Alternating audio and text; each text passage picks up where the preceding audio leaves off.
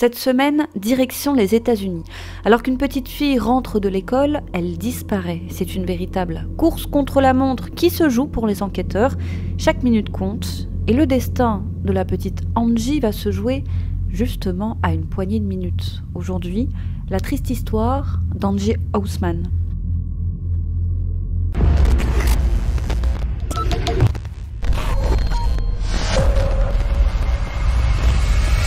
La prochaine vidéo sortira exceptionnellement entre mardi et jeudi prochain, alors activez bien la cloche de notification.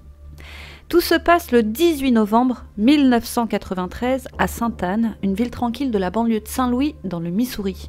La petite Angie Houseman, alors âgée de 9 ans, sort de l'école et prend le bus scolaire pour rentrer chez elle comme elle a l'habitude de le faire.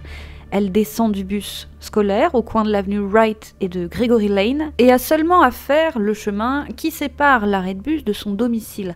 Après tout, il n'y a que 8 maisons qui séparent cet arrêt du duplex où elle vit avec sa mère, Diane, et son beau-père, Ron. Beau-père dont elle est très proche et qui la considère comme sa fille. Mais malheureusement, ce jour-là, elle n'arrivera jamais chez elle. Elle disparaît en plein jour en faisant cette courte distance qui sépare donc l'arrêt de bus au domicile.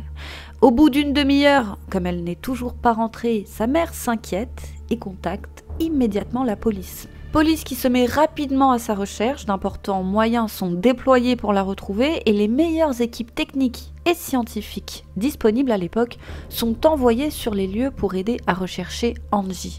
Des chiens pisteurs réussissent à suivre sa trace jusqu'à mi-chemin entre l'arrêt de bus et son domicile, mais à un moment ils finissent par perdre sa trace, ce qui laisse penser aux policiers que c'est probablement à cet endroit que la petite Angie est montée dans un véhicule avec son kidnappeur. De force ou de son plein gré, allez savoir.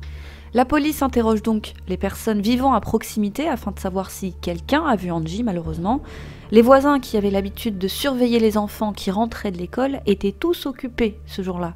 Une femme qui avait l'habitude de regarder les enfants monter et descendre du bus à sa fenêtre était absente ce jour-là, et une autre qui avait l'habitude de surveiller les enfants depuis son porche se trouvait à l'intérieur de son domicile car elle s'occupait d'un membre de sa famille malade. Il semble donc que personne n'ait vu la petite Angie ce jour fatidique. Pendant plusieurs jours, la police recherche désespérément Angie, mais elle ne trouve aucune trace, malgré tous leurs efforts. Mais voilà, 9 jours plus tard, elle est enfin retrouvée par un chasseur de cerfs. La scène est horrible. Elle est nue et attachée à un arbre dans une zone boisée et isolée du comté de Saint-Charles, près de Saint-Louis. Elle a les yeux et la bouche recouvertes de rubans adhésifs et elle est partiellement recouverte de neige. Une petite couche de glace s'est même formée autour de son cou. Après autopsie, on découvrira que la personne qui l'a kidnappée l'a maintenue en vie pendant une semaine.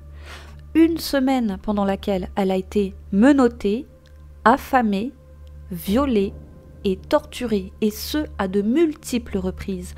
Angie a vécu un véritable cauchemar, et alors qu'elle n'était probablement plus que l'ombre d'elle-même, elle a ensuite été attachée à un arbre, dans un endroit isolé, et bâillonnée avec ses propres sous-vêtements déchirés.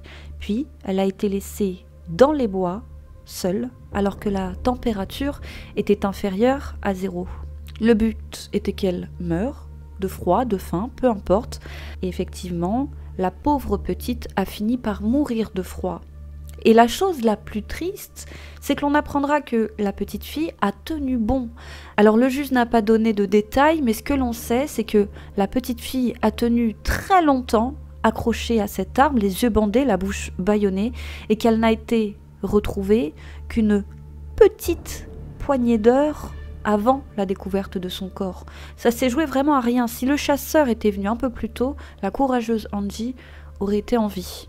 Après la découverte du corps, les habitants de cette banlieue tranquille sont terrifiés, ils ne se sentent plus en sécurité et ont peur pour leurs enfants. Cela pousse de nombreuses écoles de la banlieue de Saint-Louis à mettre en place un système d'accompagnement pour que les enfants n'aient plus à faire seuls le trajet qui les sépare de leur arrêt de bus à leur domicile. De leur côté, les officiers ne chôment pas, ils trouvent les empreintes du meurtrier sur le ruban adhésif qui avait servi à couvrir les yeux et la bouche d'Angie. L'ADN du meurtrier est également retrouvé sur la bordure rose des sous-vêtements Barbie de la petite. Mais malheureusement, la teinture des vêtements rend difficile l'obtention d'un échantillon d'ADN. Et en 1993, la science n'est pas assez avancée à l'époque pour pouvoir exploiter pleinement ce fragment d'ADN. À ce moment de l'enquête, les policiers sont persuadés que le crime a été commis par Monsieur Tout-le-Monde, une personne qui selon eux devait être très commune et qui se mêlait facilement à la foule. Quelqu'un qui devait sembler tout à fait normal, mais qui cachait un côté sombre. Les enquêteurs diffusent dans la presse un portrait robot du suspect. En effet, un homme portant un long manteau avait été vu rôder aux alentours de l'endroit où a disparu Angie. Mais malheureusement, cela ne donne rien. Suite à ce drame, la mère d'Angie est dévastée et sombre dans une terrible dépression. Elle se met à vivre les rideaux tirés en permanence car elle ne supporte plus de voir l'arrêt de bus scolaire, ni même la rue qu'a emprunté sa fille avant de disparaître. Cela lui rappelait trop le drame. Ron et Diane d'ailleurs ont même fini par déménager du duplex. Sa mère donnera toutes les affaires d'Angie, à l'exception d'une bicyclette rose que Ron lui avait offert quand elle avait 7 ans et qu'elle aimait particulièrement. Dernier souvenir qu'ils garderont de leur fille. Et à ce jour, Ron, le beau-père, a encore cette bicyclette. Et il ne s'en séparerait pour rien au monde. Malheureusement pour eux, Ron et Diane avaient contacté une voyante. Celle-ci leur avait dit que le tueur ne serait jamais retrouvé. Cela a eu un terrible impact sur Diane, qui a alors perdu tout espoir d'un jour retrouver le meurtrier de sa fille. Elle a alors encore plus sombré dans la dépression. Elle a été suivie par un psychologue pour l'aider à surmonter la mort de sa fille. Mais cela ne l'a pas vraiment aidée. Elle a lâché son travail et ne sortait plus. Il pleurait continuellement sa fille. Son cœur était brisé en 1000 morceaux, elle n'avait plus goût à rien. Puis l'enquête va stagner malgré les efforts des enquêteurs. Ils travaillent dur sur cette affaire mais sans arriver à la résoudre. Ils suivent de nombreuses pistes qui ne mènent à rien et aucune avancée dans l'enquête n'est faite pendant longtemps. Et de nombreuses personnes seront suspectées d'être responsables de la mort d'Angie, dont un homme qui vivait à Sainte-Anne et qui avait avoué le meurtre. Malheureusement, après enquête, les policiers n'ont trouvé aucune preuve pouvant le relier au crime et ils ont finalement conclu que cet homme recherchait tout simplement de l'attention. Un homme vivant au Texas et qui avait été condamné pour avoir tenté de kidnapper une jeune fille dans une banlieue proche de celle où résidait Angie serait également soupçonné. Malheureusement, c'est encore une fausse piste, puisque la police ne trouve, encore une fois, aucun élément pouvant le relier à la mort d'Angie. Mais un beau jour, et à force de travail, les policiers pensent enfin tenir le coupable lorsqu'ils arrêtent un homme venant de Floride qui avait avoué avoir abusé d'enfants et qui collectionnait des articles de journaux sur le meurtre d'Angie. Mais malheureusement, encore une fois, il n'y a aucun élément de preuve prouvant qu'il était bien responsable de la mort d'Angie. Mais pendant tout ce temps, la mère d'Angie, bien qu'elle ait terriblement souffert, a fini par réussir à remonter la pente. Elle avait retrouvé un emploi et les choses semblaient s'améliorer pour elle, mais le destin s'acharne et bientôt on lui annonce qu'elle a un cancer, et cancer qui finira par gagner la bataille puisqu'elle décédera en 2016 de ce cancer. Elle est donc partie sans savoir qui a tué sa fille adorée. Et ça s'est joué à 3 ans près, seulement 3 petites années. Le timing est cruel dans cette histoire, puisque c'est en 2019, soit 25 ans après le meurtre, que l'enquête va connaître une avancée drastique. Et cette avancée est possible grâce à la science. Avec les formidables avancées, l'ADN retrouvé sur les sous-vêtements de la petite Angie, qui était inexploitable à l'époque, le sont désormais. On retrouve l'ADN complet d'un homme, et lorsqu'il est entré dans la base de données CODIS, base que vous commencez à connaître, il match. Il match alors avec celui d'un certain Webster Cox, âgé de 61 ans. Un homme au passé sombre et surtout un pédophile notoire, déjà condamné pour agression sexuelle sur mineurs et pour détention d'images pédopornographiques. C'était un vétéran de l'armée de l'air qui avait été démis de ses fonctions après avoir été reconnu coupable des agressions sexuelles de 4 fillettes qu'il gardait alors qu'il était en poste en Allemagne. Il a été libéré sur parole après avoir purgé 5 des 8 années de prison auxquelles il avait été condamné. Un grand classique, malheureusement c'est à se demander ce qui est le plus répréhensible pénalement et par la loi entre voler, vendre de la drogue ou violer un enfant. Quoi qu'il en soit, en sortant de prison, Webster Cox a emménagé à Ferguson, dans le Missouri. Cependant, il ne reste pas loin des radars de la police, puisqu'en 1989, il avait été accusé d'avoir abusé sexuellement de 2 jeunes filles qu'il avait amenées au cinéma, puis dans un parc. Et en 1991, il a de nouveau été interrogé par la police, suite à des contacts inappropriés qu'il avait eus avec des enfants.